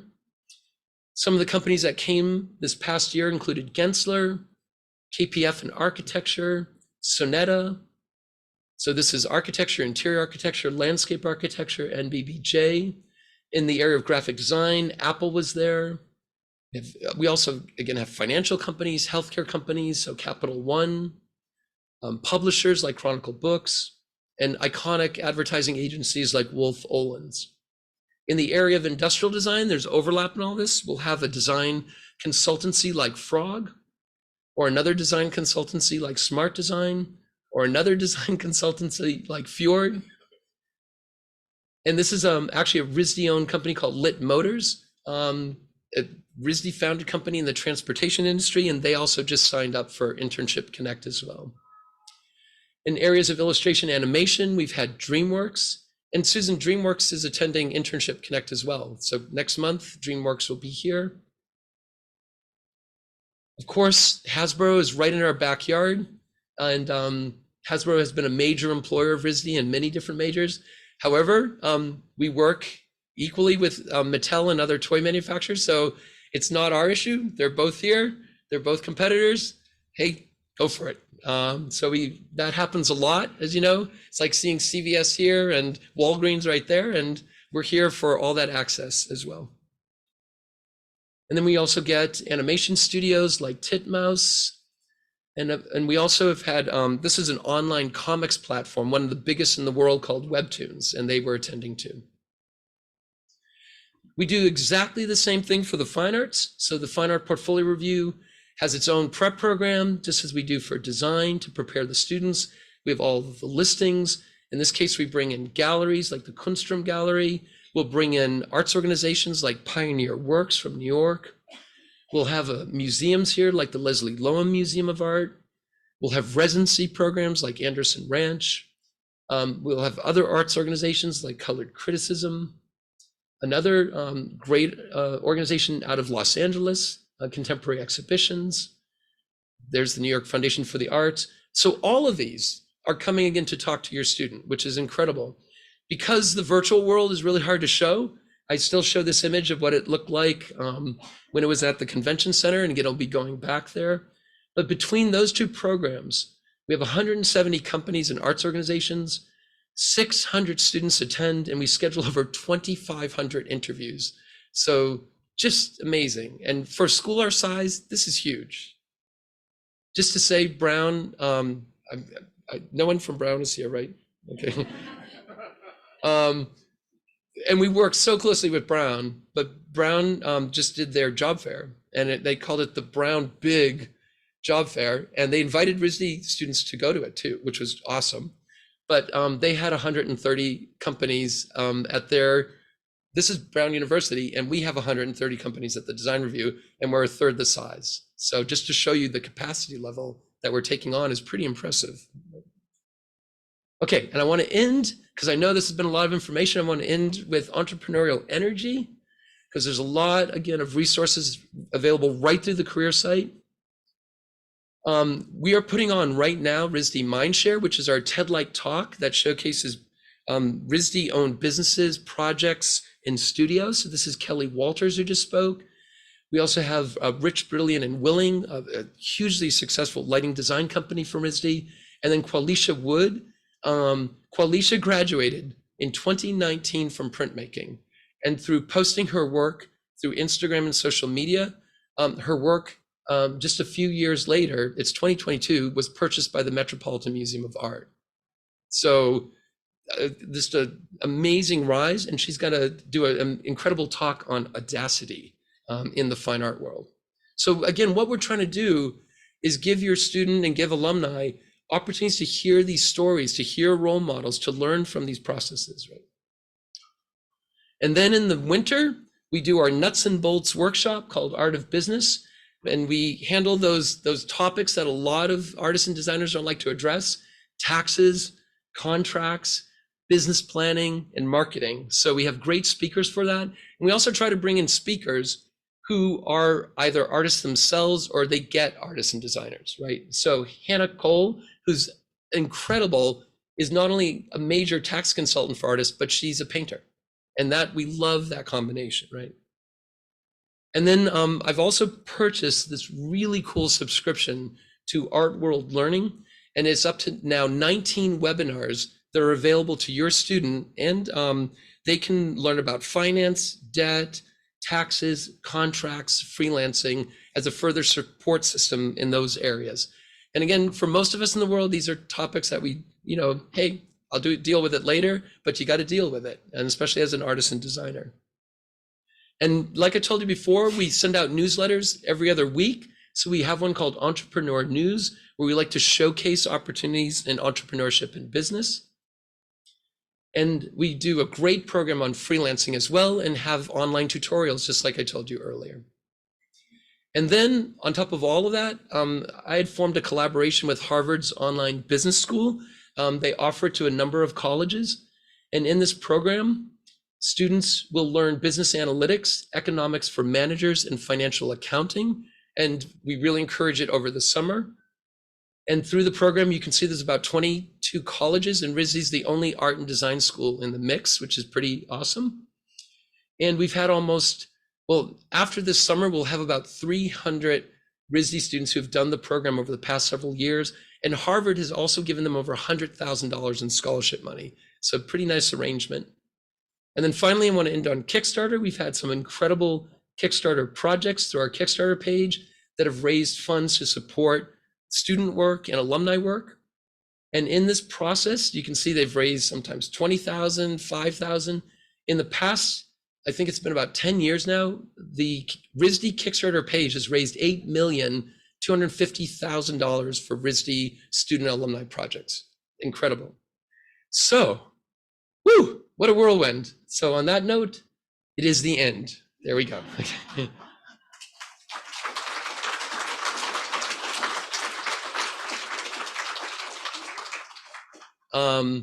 And it's really great to answer your questions now. So I know we're gonna, Joaquin, you're gonna grab them. Okay, so what we're gonna do, we'll bring the mics to you so everyone can hear your question.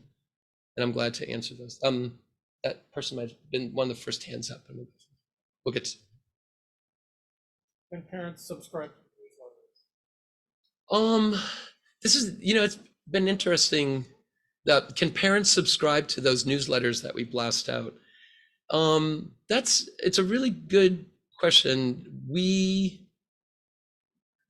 I think would work with the Families Association through Institution Advancement. We haven't done this, and develop not a subscription list, but a listserv, because we would need to do multiple blasts to students and to others on campus. So let me earmark that and talk to our alumni and family relations and see if we can work out creating a listserv for those newsletters. Yes. Do you want to? I had a question about summer opportunities and whether that's your department, and if not, is there advice for the kids on sort of how to navigate their summers until they graduate, to sort of explore some of these opportunities in advance? Yeah, I think a lot of summer work and opportunities in fact do come through our office, because students are looking, of course, for art opportunities, design opportunities, internships, of course. In the realm of internships, a lot of our students will start internships in their sophomore year. Junior year is, of course, a huge year. There are some that will do an internship even as a senior, because you can do it during winter session. One of the things, I don't know which is kind of a great, if anything good came out of the pandemic, some changes came, and remote work, remote environments, obviously were given. RISD really did not give credit for remote internship opportunities before the pandemic. So when the pandemic hit, Susan and I remember this really well, in March of 2020, within weeks, we drafted RISD's policy for remote internships, got it approved by the institution, and I'm happy to say that remote internships are still ingrained even as we move through the pandemic. So I bring that up because more students are doing internships now during the regular semesters. Now, what you got to be careful of, really careful of, and you all heard the presentation just before that, or many of you did, your student needs to balance the workload that can come from an internship experience with the studio practice here and everything else. So if you're doing it during the regular year, you really got to be careful about balancing that. Most of our students, to your question, do their internship during the summer. More good news, last year, in the kind of the heart of the pandemic, we had 215 summer internships. This year we had 456. So it was a wonderful sign of the world changing, things opening up. And one of those factors is that a lot of students wanted to do the internship on site, and a lot of the companies wanted the internship to be on site again too. So we're in this unique time of all of this stuff going on. And what we're trying really hard to do is balance opportunities best we can that are going to work for your student, that are going to work for the organization or the company as well. In terms of just summer jobs, very often a summer job could be called an internship if it was in an internship structure and you got credit. So sometimes they're no different, but what we do assist them with is finding opportunities both through the networks, through the postings, for summer opportunities as well that might not be an internship title. So, yeah. You had a question over here. Yeah.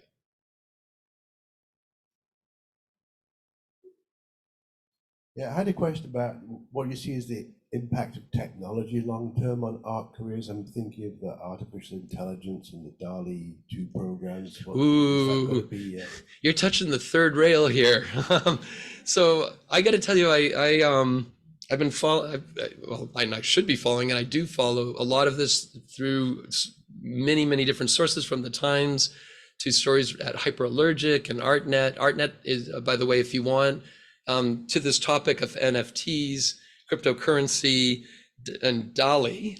Any of you in the room, when we mentioned some of these, do you know about DALI? Wow. wow, it's like, that's really cool. So, you know, there's a lot of buzz right now. So just for those of you who don't know about DALL-E, DALL-E is a software platform that you speak to, and it will then create images. And this has been happening for a while, but DALL-E has reached a new level, and there are other competitors with DALL-E as well. Now, you know, first it was like, oh my goodness, this is going to change. Like, what about all these art careers? How's it going to impact it? You know, I think we have to be serious in watching it and understanding it. But I already saw, this is kind of how creative people work, that there was another sub-platform of DALL-E that was being used in the gaming industry. And it was actually, so it was an environmental artist was creating this entire scene for a gaming company, and then could say, you know, add a path and do this. So in doing that, it's accelerating the ability to create the environment. In my opinion, and we'll see how it goes, this is all third rail hot topic stuff. I think creatives will do what they've always done and embrace the technology and adapt to it. RISD, as you heard, has this wonderful base of teaching both tradition, teaching concept, integrating technology now. But at the same time, when you get out in the world moves so fast that the space that you're getting allows you to be adaptable in the world. And I personally, in all these years, have seen during economic downturns, the ability of artists and designers who were already working remotely, who were freelancing, this gig economy that people talked about, something like 87% of our graduates freelance. That, you know, for many of you at your alma mater, look up that freelance figure. It's going to be down in the 20s or lower. So this adaptability of artists and designers has weathered tough economies. It's allowed them to go into new industries. And that's how I feel is going to happen with this. So what's the classic? I'm not afraid yet, but it is, AI is pretty intense. Yeah. Like, was that helpful? Okay. Other thoughts? I just wanted to ask a question. The Harvard Online Business Schools, Yes. What is that again? So the Harvard Online Business School is this collaboration, and through the collaboration, they have a program called CORE. So CORE was the one covering business analytics, economics for managers, accounting. So that program, what we do is we really encourage RISD students to do it in the summer. And there's 2 cohorts. One starts at the very end of May, beginning of June. The other starts in July. I can tell you, I've had students who've overlapped into the semester, and you can give it a try, but I would not do it. It's just too much work. So again, you can go for it, but I would discourage it and go for the 2 summer cohorts. And that's a free resource. So in the case, Harvard charges $2,250. If you're on financial aid at RISD, Harvard sends me, well, they gave me access to the Salesforce database. I get those that have applied. It goes to Student Financial Services, and Harvard provided a rubric to rank financial need. And in that ranking, it's cut and dry, you know, what Harvard gave. I then go in, put the ranking, and then that student instantly gets scholarship money if they're available. So before you actually enroll in the program, you'll know whether you got scholarship money.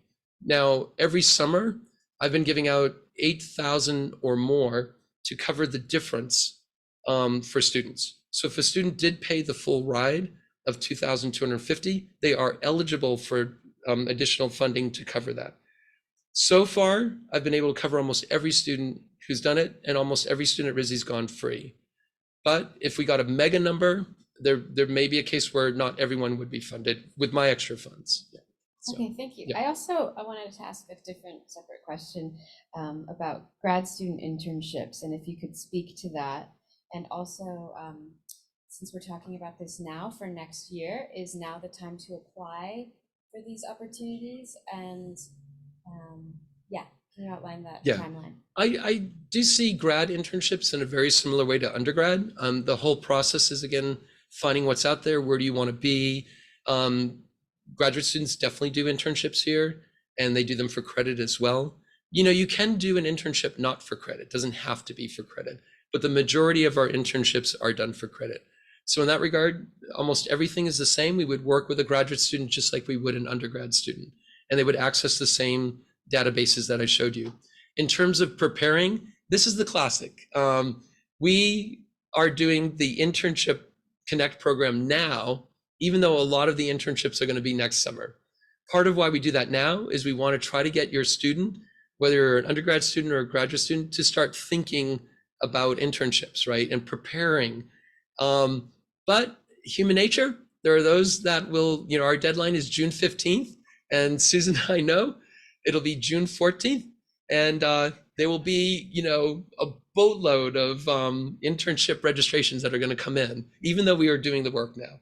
So we all know in life, if you can prepare ahead of time, sometimes it's going to be a lot smoother, a lot easier. You don't feel as stressed, and that's what we would prefer your student to experience. Doesn't happen that way all the time. So yeah. Yes. I think you mentioned statistics of 87% of your students are freelancers. So is that how it remains for most of the graduates? So over the years in their career, they remain as freelancers. How do they develop? So the freelancing statistic is really interesting because a lot of those individuals are full-time employment as well. So they're fully employed and they're also taking on side gigs and freelancing. So when we ask them, the question is, are you freelancing and will you continue to freelance? And that stat, which has held steady for 12 to 15 years, is always in the 80% range, each year. And with that, another stat that came up, and RISD has done a big alumni survey. They just did another one. They did one about 5 years ago.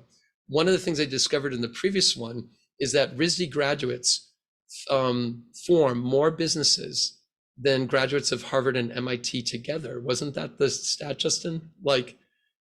And my take on that is that freelancing is the gateway experience that leads to the confidence you need to then form a business. And that's pretty cool because they're getting this almost test run through freelancing, often while they're working full time. So when you hear that figure, it's not that all these graduates, 87% of them are freelancing without other jobs. A lot of them have other jobs. So you mentioned something about forming business, but the Harvard and MITs, they focus on how to scale the business for them, right? Yeah. So do you encourage that here too?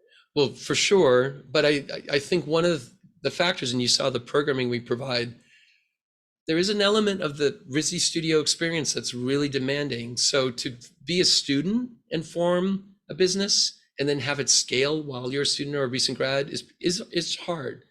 What's really cool is there's an entrepreneurship student-run club called eShip, and they've been around now for over 10 years. And my office mentors the leaders of that organization, and they have really helped to foster incubating some RISD ventures. So they have a incubator called Upstart through eShip. And right now there are 2 really awesome leaders of that group. And they, in fact, often are in this room on the weekends, working through that. They have speakers, they have the incubator, and they're bringing in other professionals to mentor students who are in the group as well. So.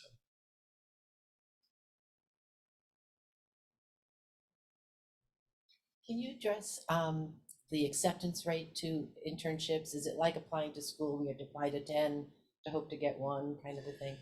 Do you have a number that you recommend? That's a great question. Well,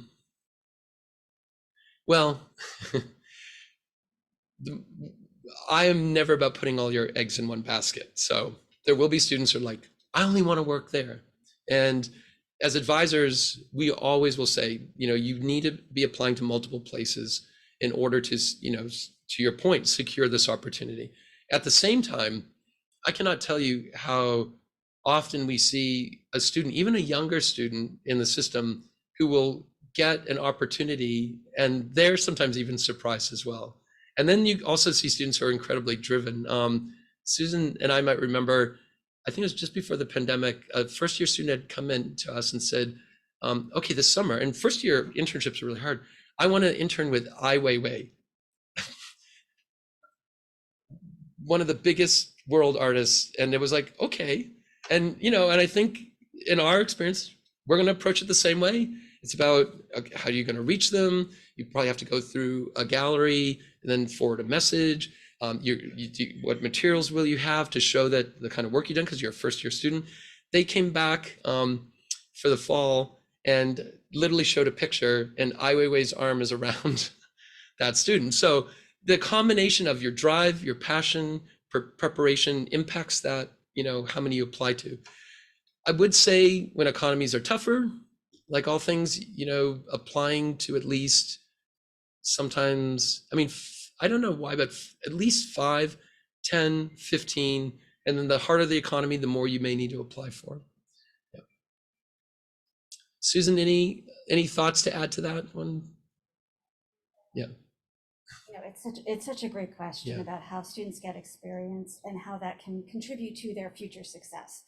So as Kevin was talking, I was just thinking about a conversation I had with the recruiter at Google recently, Google Mountain View, California. And his comment was, we'll have about 50 internships next summer, which is a bit lower than in past.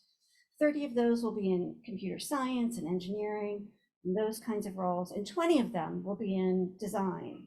So at Google, there are 20 potential internships for students in design, is the message here. Mm-hmm. And a lot of those will be UX, UI roles. So I literally this morning before this meeting was just talking via email with a student who's so excited about applying and strategizing with her how to make her application, because the internships will open probably early November. So we'll have them posted on Artworks. We'll be emailing students about Google internships are now open, consider applying. Don't apply on the deadline, apply in advance. Meet with the Career Center folks to help you just kind of comb through your application, make sure it's really on point and you've got everything you need to make the strongest application possible. So this is but one company, one example, but I think it's a really good example, especially for big tech, that this is the way it operates. And to the point, question earlier about tech too, Susan, and working with the lead of institutional advancement at RISD, led a first ever program called Tech Trek. And so Susan, in August, with institutional advancement, and Kate Sawicki, who was amazing, went to Google, went to Meta, went to Y Combinator, and got students to see firsthand in Airbnb these facilities, meet with people, get portfolio reviews, and also to see the huge number of our alumni who are at all these companies. We have lots of alumni in Silicon Valley and in tech. Any other questions? Yep. Is this all helpful, this post Q&A? And okay. So my question is, for freshmen, a lot of this can be very overwhelming. So I want to give you a scenario. And you tell me what you do with this freshman who finally makes it to the Career Center and says, I have no idea about much that I want to do. I do want to have a lucrative job at the end of my time at RISD.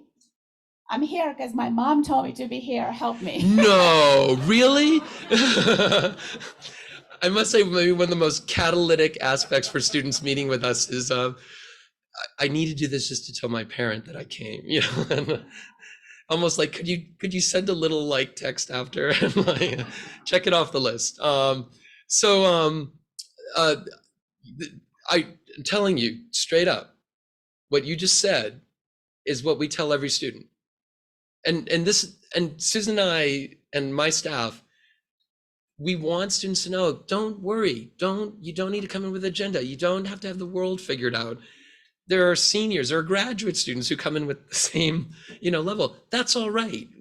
We want so badly to de-stress this aspect of, what am I going to do with this education after, and start to talk things through. We know so well that when you start to talk and you start to say, oh, you have that interest, maybe you should network with so-and-so, or did you know about this organization? Just like that combo I said earlier, can you believe that it can be design, it can be social justice, it can be voting rights. There's a lot we know that sometimes through the conversation that we can offer, right? So what you said is ironically our mantra, which is don't worry about the agenda, don't worry about knowing, and just come talk to us.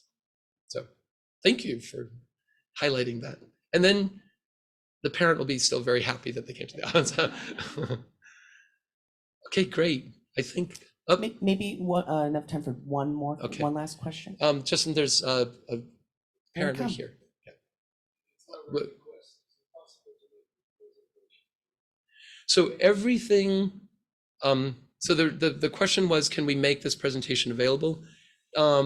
This presentation, like megabyte size, is something like 348 megabytes. So it's been hard to transfer it to shared. What I'll tell you is everything here is in the tutorials that we've recorded. So when you go into the online tutorials, in a way it's segmented even. You will get all of this information in the tutorials and all through the career site. I'll try to get it transferred over to Google Slides and see if we can do a share, but we've actually encountered, because the file size is so big, complications with that. So, you know, when you get that thing that's saying downloading, oh, too big, this is one of those. So, but honestly, like the tutorials in that career site have all of this there. So, okay. Hey, thank you all so much. Especially, it's so beautiful out. Enjoy the sail, enjoy being with your student, and thank you. Okay.